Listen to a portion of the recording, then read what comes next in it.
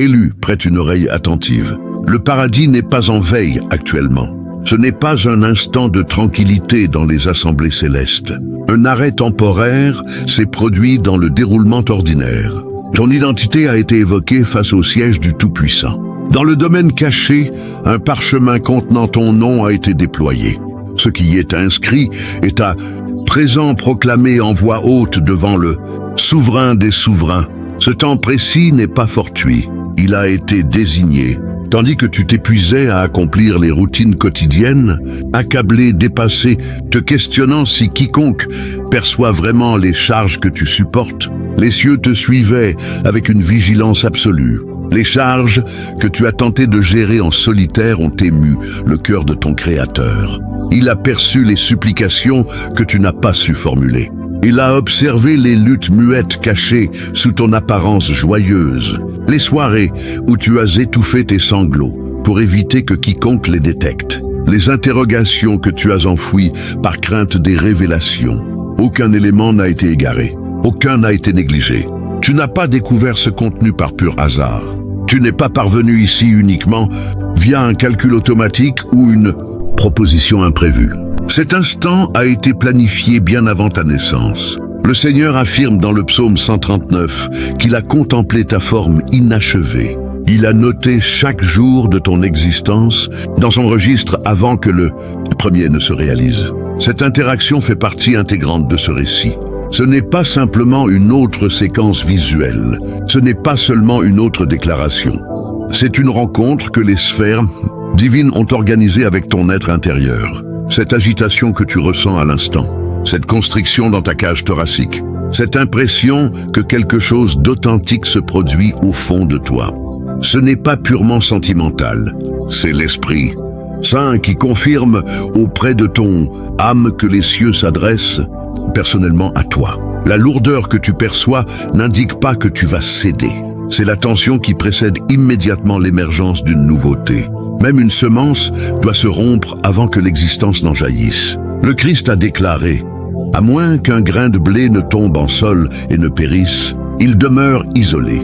Mais s'il périt, il produit une abondance. » Jean 12, 24. Tu traverses cette fracture sacrée. Les conflits environnants se sont amplifiés car ce que le divin va libérer en toi dépasse largement ce qui a cherché à t'entraver. Ne passe pas à autre chose. Ne réduis pas au silence ce que ton âme reconnaît déjà comme véridique. Si tu t'éloignes à présent, tu pourrais rater un message qui ne se représentera pas sous cette forme exacte. Cet intervalle est consacré. Un changement opère dans l'invisible tandis que tu entends. Des liens qui t'entravaient depuis longtemps se relâchent. Des barrières qui paraissaient éternelles vacillent. Des étiquettes anciennes se détachent de ton essence. La culpabilité relâche son emprise. L'angoisse commence à se retirer. En progressant davantage dans cette phase sacrée, je t'encourage à réagir par ta propre conviction. Inscris, Amen, dans les remarques comme un symbole d'assentiment, comme une affirmation ouverte que tu acceptes ce que l'Éternel accomplit. Élu, si ce message t'a touché au plus profond, s'il a allumé quelque chose en toi que tu ne peux plus ignorer, alors ne laisse pas ce moment s'éteindre. Abonne-toi maintenant, active la cloche pour ne jamais manquer la prochaine parole que le ciel a déjà préparée pour toi. Chaque nouvelle vidéo est un rendez-vous divin que tu ne veux surtout pas rater. Et tout de suite, dans les commentaires, écris cette phrase puissante. Écris-la avec toute ta foi. Je reçois ma saison de débordement au nom de Jésus. Tape cette déclaration exacte, rien d'autre, pour sceller publiquement ton accord avec ce que Dieu est en train de libérer sur ta vie. Et si ton cœur te pousse à aller plus loin, si tu ressens la gratitude et l'envie de soutenir ce ministère qui porte ces messages jusqu'à toi et jusqu'aux milliers d'élus qui en ont désespérément besoin, utilise le bouton Super Thanks juste en dessous ou envoie un don, quel qu'il soit. Chaque euro, chaque dollar, chaque cadeau est une graine plantée pour que cette voix continue d'atteindre ceux qui pleurent en silence ce soir. À tous ceux qui ont déjà donné, qui donnent régulièrement ou qui vont donner maintenant, merci du fond du cœur. Vos noms sont connus là-haut, vos gestes sont vus, et la bénédiction de ceux qui arrosent les autres va revenir. sur vous avec une mesure pressée, secouée et débordante. Avant d'ajouter quoi que ce soit, gratitude pour chaque approbation, chaque diffusion, chaque signe modeste d'appui. Cela compte plus que tu ne l'imagines. Cela permet à ce discours d'atteindre ceux qui en ont le plus urgemment besoin. Demeure jusqu'au bout car nous conclurons par une invocation qui signifiera un pivot dans ton parcours. Ce n'est pas seulement des données pour ton intellect. C'est une transmission pour ton âme. Les cieux ont agi en ton faveur. La unique interrogation restante est: vas-tu réagir? Permettras-tu au divin qui t'a désigné par ton identité d'achever ce qu'il a initié en toi? Le perçois-tu? Cette compression muette au fond de tes paupières, cette charge intangible sur ton torse, cette souffrance discrète dans ton être que tu as géré si adroitement que la majorité de ton entourage ignore sa gravité. Mais les cieux en sont informés. Le Créateur qui t'a modelé en privé n'a jamais détourné son attention de toi.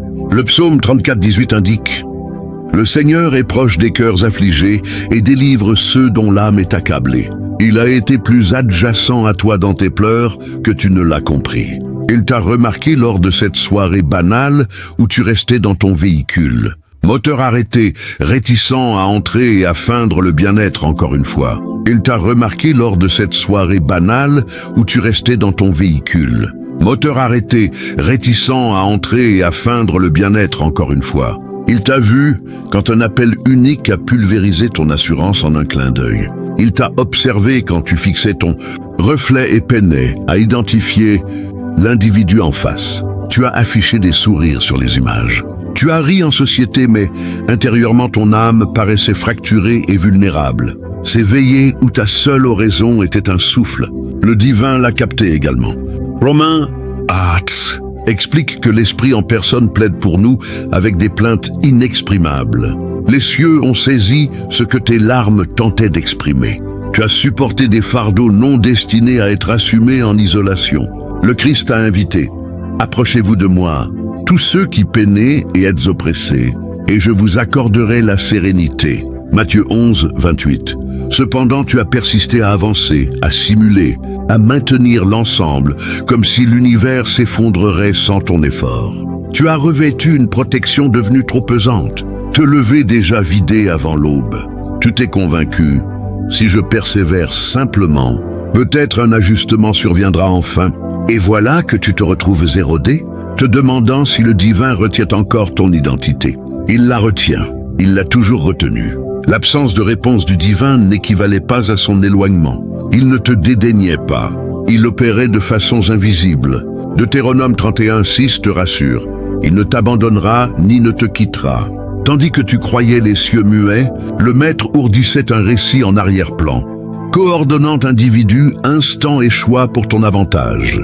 Même au pic de ton sentiment d'oubli, il élaborait quelque chose au-delà de ton imagination. Tu as navigué une période aride. Elle paraissait desséchée, déroutante, isolée. Tu te questionnais sur une sanction. Mais l'aridité n'est pas le lieu où le divin te rejette. C'est le site où il te forme. C'est là qu'il écarte les distractions pour que sa parole résonne. Israël a croisé le divin dans l'aridité. Moïse a affronté l'arbuste enflammé dans l'aridité. David a été moulé en monarque dans des antres et recoins secrets, non sur un siège royal. Joseph a enduré l'abîme et l'incarcération avant d'accéder au domaine princier. Ton creux n'a pas signifié une malédiction. Il a sculpté ton tempérament. Chaque insomnie a allongé ta ténacité, chaque affliction a attendri ton âme et inculqué l'empathie. Chaque obstacle a fortifié ta robustesse. Tu n'es pas retardé, tu n'es pas distancé.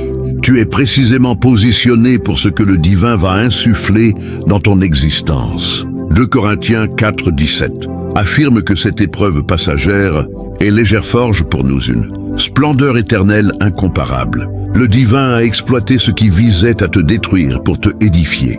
Lorsque le divin opte pour une action extraordinaire via un individu, il le soumet souvent d'abord aux épreuves ardentes. Les épreuves ardentes éliminent l'artificiel afin que l'authentique persiste. Tu as franchi les brasiers, mais tu restes debout. Ce n'est pas du hasard, c'est la bienveillance divine. À maintes reprises, tu as cru que c'était la fin. Je ne supporterai pas un assaut supplémentaire. Et pourtant, tu as surmonté une journée additionnelle. Tu as pu te sentir comme Élie sous l'arbrisseau, implorant la cessation. Mais les cieux ont susurré, « Relève-toi, il reste davantage. » Tu te sens peut-être contusionné, mais les cieux discernent un guerrier. Tu te sens peut-être las, mais les cieux voient un persévérant. Tu te sens peut-être inapte, mais le sacrifice de Jésus t'a déclaré absous et chéri. À cet instant, l'Esprit divin proclame une transformation sur ton parcours. Le report s'estompe, l'oppression se fracture, ce qui était noué se dénoue. Ce pourquoi tu as imploré dans les invocations émerge de l'ombre vers la lumière. La phase de lamentations incessantes cède à un lever de bonheur. Le psaume 35 déclare « Les sanglots persistent une nuit, mais l'allégresse arrive au jour. Ton aurore est plus proche que tu ne l'estimes. Ne t'étonne pas quand des accès s'entr'ouvrent que tu n'as pu forcer seul. Ne t'étonne pas quand les alliés appropriés interviennent et les nuisibles s'éclipsent subtilement. Ne sois pas stupéfait quand ce qui te perplexe s'éclaircit abruptement et que la tranquillité s'implante où régnait le tumulte.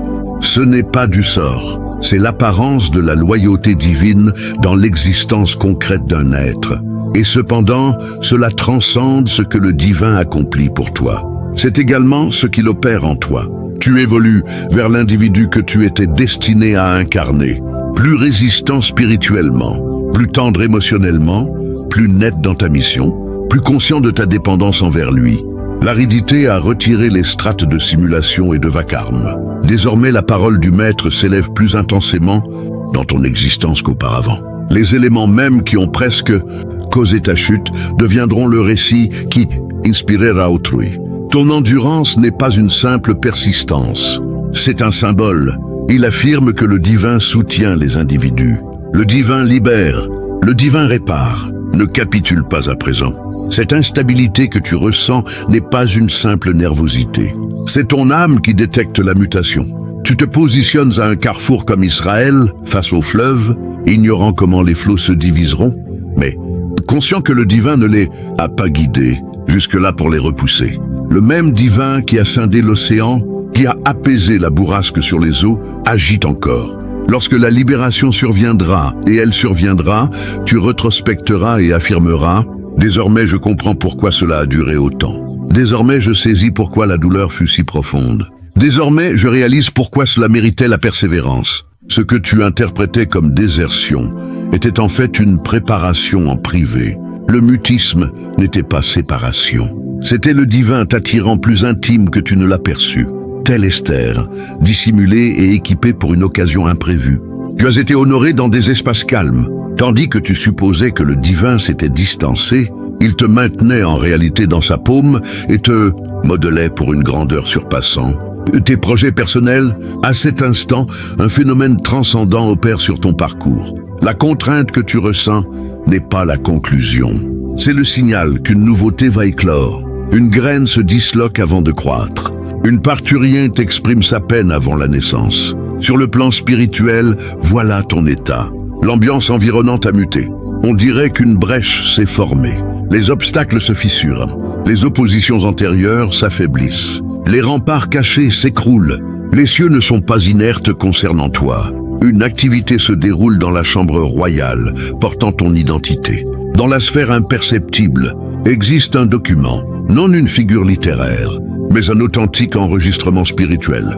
Il ne contient pas ce que tu estimes valoir, non ce que tes faux pas dictaient comme dû, mais ce que le divin, par compassion et autorité, a élu de déverser sur ton existence. Non par tes accomplissements, mais par sa générosité. Non par tes labeurs, mais par son décret.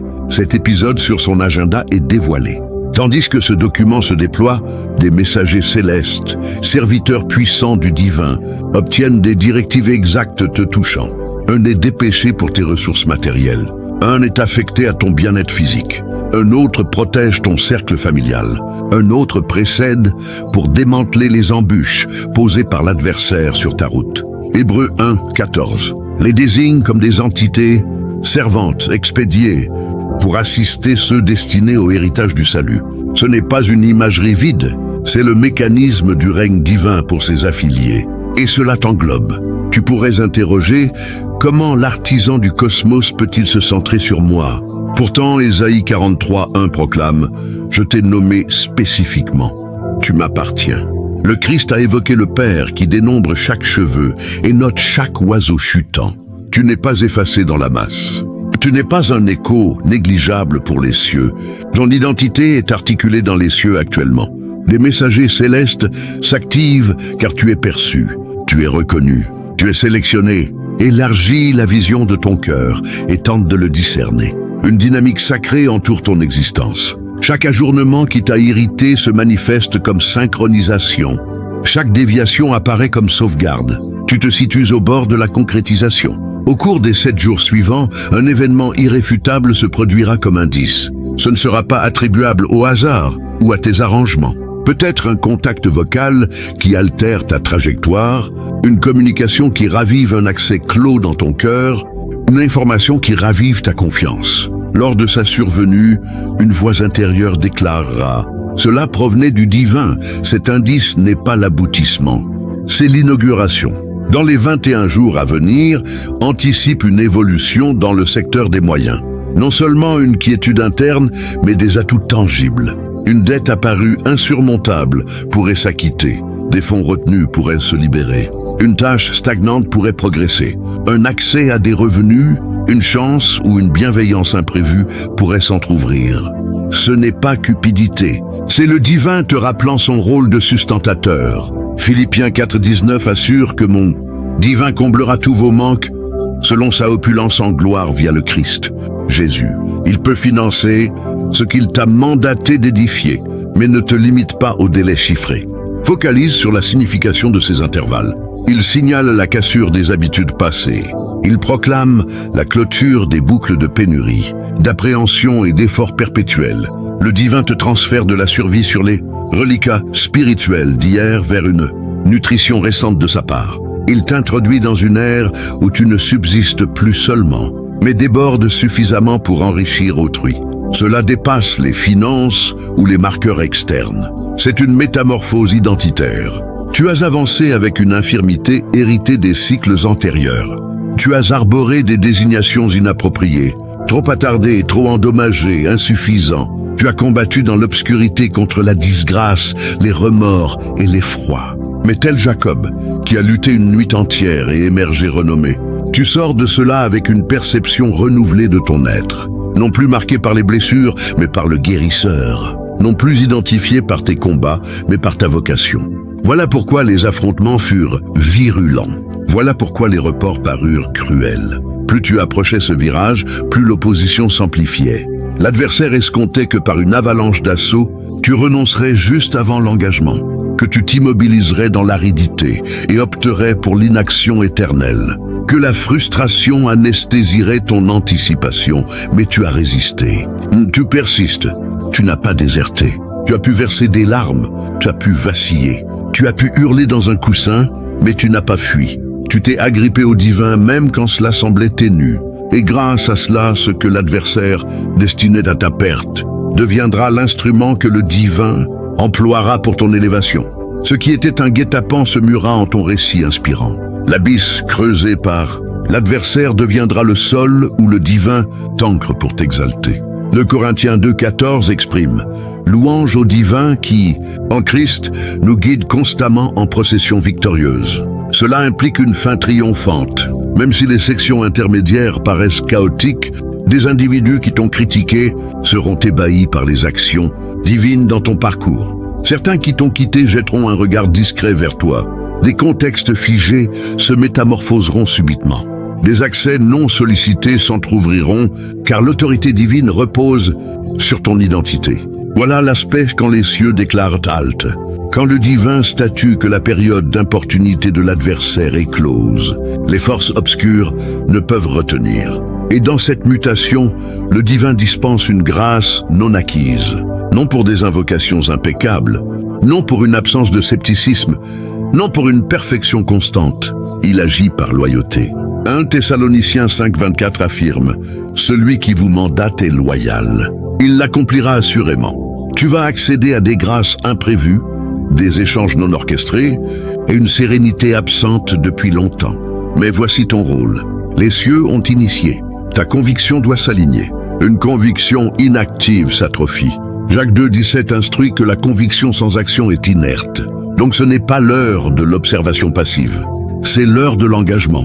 Premièrement, exprime-toi, non mentalement, non murmurant. Articule distinctement « J'accueille tout ce que le divin infuse dans mon parcours. J'aligne sur les cieux.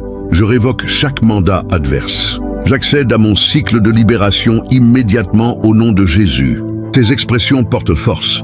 Proverbes 18:21 stipule que destruction et vitalité résident dans la langue. En accordant avec le divin, tu repousses les finalités qui t'encerclaient. Deuxièmement, note 99 dans les remarques. Ce n'est pas mystique ou hasardeux. Dans les écrits sacrés, 7 symbolise souvent finalisation et quiétude. En inscrivant 99, tu affirmes ouvertement « J'adhère à ce que le divin finalise en moi. J'accède à sa quiétude promise. » Cela se transforme en geste modeste mais concret de conviction, un repère rétrospectif où tu diras « Voici quand j'ai opté pour la soumission plutôt que l'effroi. » Ton initiative courageuse pourrait fortifier un autre en détresse muette, cherchant un signal. Troisièmement, ordonne ton cadre.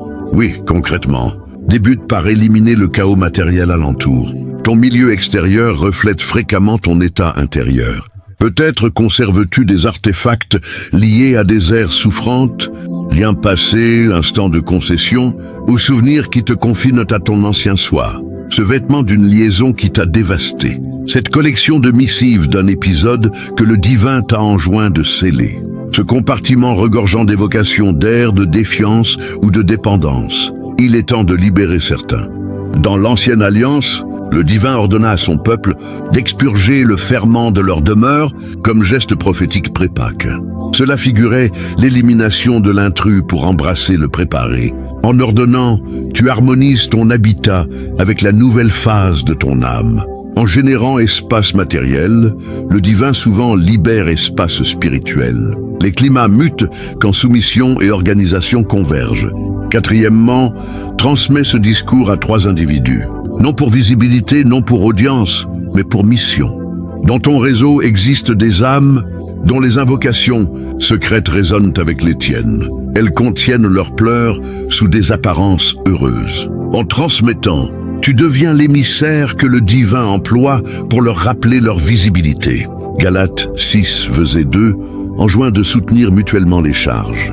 En véhiculant l'optimisme à autrui, le divin amplifie l'optimisme en toi. Cinquièmement, effectue un geste symbolique de renoncement. Sollicite le divin pour révéler un artefact domestique évoquant une ère révolue, une identité obsolète ou une lésion ancienne liée à ton passé dépassé. Puis de soumis, écarte-le de ton existence.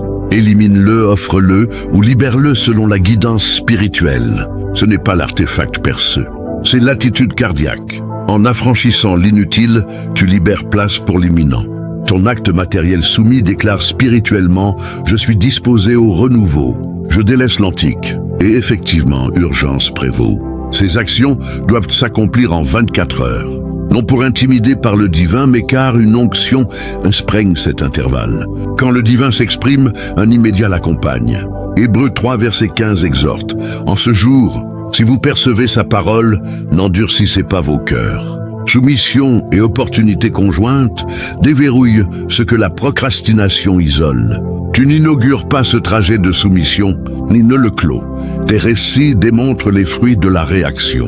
Une femme élut la conformité, ordonna son cadre, libéra les liens à sa souffrance, proclama vitalité et diffusa le message. Rapidement, réparation surgit inopinément. Un homme réagit avec conviction hésitante. Et le divin débloqua des voies closes depuis longtemps. Bilans sanitaires évoluèrent. Liens s'assouplirent. Soutien émergea où pression dominait. Ce ne sont pas fables. C'est l'issue quand soumission mortelle croise calendrier divin. Mais note cela, l'adversaire tentera une ultime fois. Il suggérera que ceci n'est que sensibilité. Il te convaincra que ces sensations ne sont rien de plus qu'un pic émotionnel passager, une vague temporaire qui s'évaporera au lever du jour, te laissant plus vide qu'avant. Il insinue que tout cela n'est qu'une illusion, un produit de ton imagination, fatigué ou d'un contenu viral, conçu pour manipuler les cœurs vulnérables. Mais reconnais cette voix pour ce qu'elle est, une tactique désespérée d'un adversaire déjà vaincu. Souviens-toi que l'Écriture avertit dans Éphésiens 6:12 que notre combat n'est pas contre des êtres de chair et de sang, mais contre les forces spirituelles du mal dans les lieux célestes. Ce murmure final est sa dernière tentative pour semer le doute, pour te faire hésiter juste au moment où la porte de ta délivrance commence à s'entrebâiller. Ne le laisse pas gagner du terrain. Au lieu de cela, ancre-toi dans la vérité que le divin a déjà déclaré la victoire sur ta vie. Une victoire scellée non par tes forces, mais par le sacrifice accompli sur la croix. Pense à Pierre, qui a marché sur les eaux tant qu'il gardait les yeux fixés sur le Maître, mais qui a commencé à couler quand il a prêté attention au vent contraire. Matthieu 14, verset 29-31. Ton focus déterminera ton issue. Fixe-le sur la promesse divine plutôt que sur les distractions de l'ombre. Et maintenant, alors que cette opposition s'intensifie pour un dernier sursaut, sache que c'est le signe même que ton tournant est imminent, car l'adversaire ne gaspille pas ses efforts sur ceux qui ne menacent pas son territoire.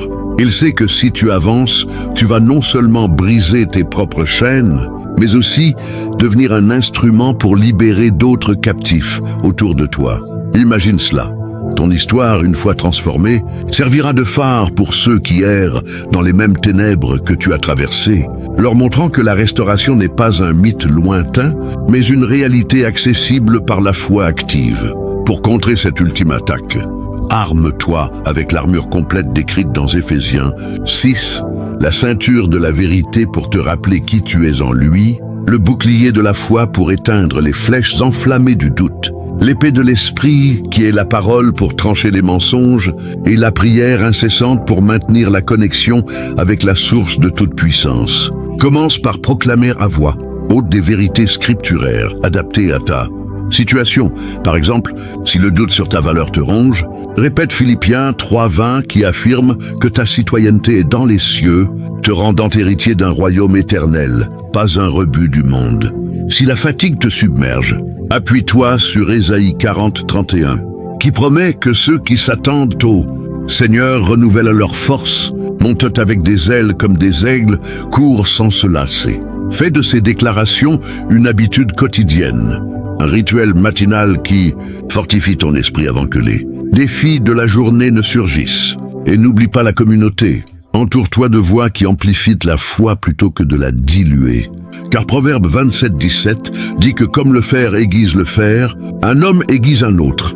Contacte un ami de confiance, un mentor spirituel ou rejoins un groupe de prière en ligne pour partager ce que tu vis, transformant ainsi ta bataille personnelle en une victoire collective. Dans les heures qui suivent, alors que tu mets en pratique ces étapes d'obéissance, parler la vie, inscrire le symbole de complétude, ordonner ton environnement, diffuser le message et libérer un objet symbolique. Attends-toi à une résistance subtile, peut-être sous forme de distraction, soudaine comme un appel inopportun ou une fatigue inattendue qui te pousse à reporter. Reconnais cela comme une confirmation que tu es sur la bonne voie et persévère avec détermination, sachant que Jacques 4, verset 7 t'assure que si tu résistes au malin, il fuira loin de toi. Une fois ces actions accomplies, entre dans une phase de gratitude anticipée, remercie le Créateur non seulement pour ce qui est déjà en mouvement, mais pour les fruits futurs que tu ne vois pas encore, cultivant ainsi un cœur fertile pour les bénédictions à venir. Visualise cela comme un investissement spirituel. Chaque acte de foi plante une semence qui, arrosée par la persévérance, produira une récolte abondante. Comme le décrit Galates 6:9 en encourageant à ne pas se décourager dans le bien, car la moisson viendra aux temps opportuns. Au fur et à mesure que les jours s'écoulent, surveille les signes subtils de progression. Une paix intérieure qui s'installe progressivement, des relations qui s'améliorent sans effort apparent, des opportunités qui émergent de nulle part, ou même des rêves nocturnes qui confirment les promesses divines, rappelant Joël 2:28 où l'esprit est versé, provoquant visions et songes. Si des setbacks temporaires surviennent, ne les interprète pas comme un échec divin, mais comme des raffinements supplémentaires, similaires à l'or purifié par le feu dans 1 Pierre 1 verset 7, où les épreuves prouvent la genuine de ta foi, la rendant plus précieuse que les biens périssables. Partage tes avancées, même petites, avec ceux à qui tu as transmis le message, créant un cercle de témoignages qui se renforce mutuellement et étend l'impact au-delà de ton cercle immédiat. À mesure que ton shift s'approfondit, tu remarqueras une transformation intérieure profonde, une sensibilité accrue à la guidance spirituelle, une compassion élargie pour les luttes d'autrui et une audace nouvelle pour poursuivre les appels que le divin a placés en toi depuis longtemps, mais que les saisons passées avaient étouffés. Pense à Gédéon dans Juge 6, un homme qui se voyait comme le plus insignifiant, caché dans une cave, mais que l'ange a salué, comme un vaillant guerrier, ton potentiel caché est sur le point d'être révélé de la même manière, te propulsant dans des rôles que tu n'aurais pas osé imaginer. Et quand les preuves tangibles arrivent, cette provision inattendue, cette guérison progressive, cette réconciliation longtemps espérée, utilise-les non pour ton confort seul, mais comme tremplin pour servir, car Luc 12, verset 48, enseigne que à celui à qui beaucoup est donné, beaucoup sera demandé. Deviens un canal de bénédiction, aidant les autres à naviguer leur propre désert, en partageant comment le divin t'a soutenu, transformant ainsi ta restauration personnelle en un mouvement plus large de réveil spirituel. Au fil du temps, ce qui était autrefois une vallée de désespoir deviendra un sommet de témoignages, où tu regarderas en arrière et verras comment chaque larme versée a été collectée par le Créateur, comme dans Psaume 56, verset 8, qui parle de larmes mises dans une outre, signifiant que rien n'est gaspillé dans son économie. Ton parcours inspirera des générations, prouvant que le divin excelle à transformer les cendres en beauté, le deuil en huile de joie, comme promis en Ésaïe 61, verset 3. Pour sceller cela, engage-toi dans une discipline de méditation quotidienne sur sa parole, choisissant un verset par jour à internaliser, le laissant imprégner tes pensées et guider tes décisions, car Josué 1:8. Assure que méditer jour et nuit conduit à la prospérité et au succès. Intègre aussi des moments de silence contemplatif où tu écoutes simplement, permettant à l'esprit de murmurer des directions spécifiques pour ta prochaine étape, évitant ainsi les pièges de l'autodépendance qui t'ont piégé par le passé. Si des doutes ressurgissent, confronte-les immédiatement avec la vérité, rappelant 2 Timothée 1:7 que le divin ne donne pas un esprit de crainte, mais de force, d'amour et de sagesse. Bâtis un hôtel mental de souvenirs, une liste des fois passées, où il est intervenu pour te fortifier. Lors des tempêtes futures, comme les pierres commémoratives érigées par les Israélites en Josué, 4 après avoir traversé le Jourdain. Et enfin, alors que cette saison nouvelle s'épanouit pleinement, vis avec une expectative joyeuse, sachant que Romains 8, verset 28 garantit que toute chose concourt au bien de ceux qui aiment le divin, tournant même les erreurs passées en opportunités de gloire. Ton avenir n'est plus défini par les cicatrices, mais par la souveraineté aimante qui t'a appelé, te soutenant à chaque pas vers une plénitude que seul lui peut orchestrer. Il te persuadera que ces impressions intérieures ne sont guère plus qu'une flambée affective éphémère, une onde fugitive qui se dissipera avec l'aube, te laissant un vide plus profond qu'auparavant. Il glissera que l'ensemble n'est qu'une chimère, fruit de ton esprit épuisé ou d'un matériau en ligne fabriqué pour influencer les âmes fragiles. Mais identifie cette insinuation pour ce qu'elle représente, une manœuvre affolée d'un opposant déjà terrassé. Rappelle-toi que les écrits sacrés alertent dans Éphésiens 6, verset 12, que notre lutte ne vise pas les humains de chair et d'os, mais les puissances invisibles de l'ombre dans les sphères supérieures. Ce chuchotement terminal est son ultime effort pour instiller l'incertitude, pour te faire vaciller précisément quand l'entrée de ta libération s'entr'ouvre légèrement. Ne lui cède pas un pouce de terrain. À la place, enracine-toi dans la réalité que le Créateur a déjà proclamé le triomphe sur ton existence, un triomphe validé non par tes capacités propres, mais par l'offrande réalisée sur le bois de la croix. Considère Pierre, qui a avancé sur les flots tant que son regard restait rivé sur le guide, mais qui a sombré dès qu'il s'est attardé sur les rafales hostiles. Matthieu 14, verset 29-31. Ta concentration scellera ton destin.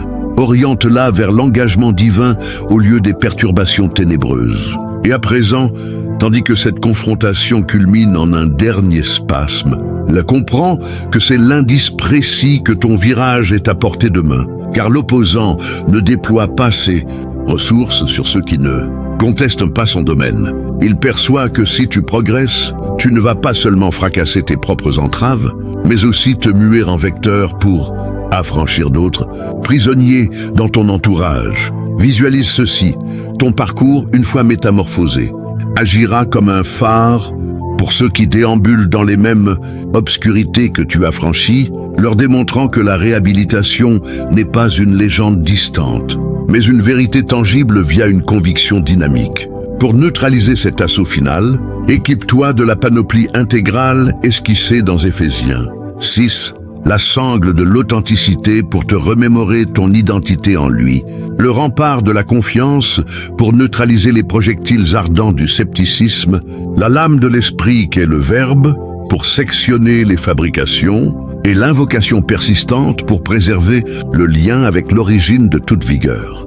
Lance-toi en articulant distinctement des affirmations issues des textes saints adaptés à ton contexte. Par exemple, si l'hésitation sur ta significance te dévore, réitère Philippiens 3:20, qui déclare que ton statut est céleste, te faisant légataire d'un empire perpétuel, non un rebut terrestre. Si l'épuisement t'engloutit, appuie-toi sur Ésaïe 40:31, qui engage que ceux qui patientent auprès du Maître revigorent leur vitalité, s'élèvent sur des ailes d'aigle, avancent sans fléchir, transforment ces proclamations en routine journalière, un cérémonial du matin qui renforce ton intérieur, avant que les obstacles diurnes n'émergent, et n'omets pas le cercle social. Entoure-toi de présences qui boostent la confiance au lieu de l'affaiblir.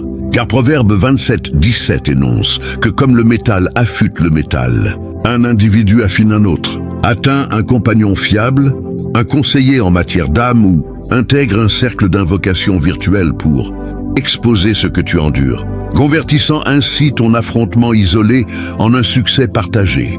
Dans les moments immédiats, tandis que tu appliques ces phases de conformité, exprimer la vitalité, noter l'emblème d'achèvement, structurer ton cadre, propager le discours et affranchir un élément représentatif, anticipe une opposition discrète. Et finalement, tandis que cette phase inédite s'épanouit totalement, existe avec une anticipation allègre, conscient que Romains 8, verset 28 certifie que tout coopère pour le bénéfice de ceux qui chérissent le Créateur, métamorphosant même les faux pas antérieurs en occasion de magnificence.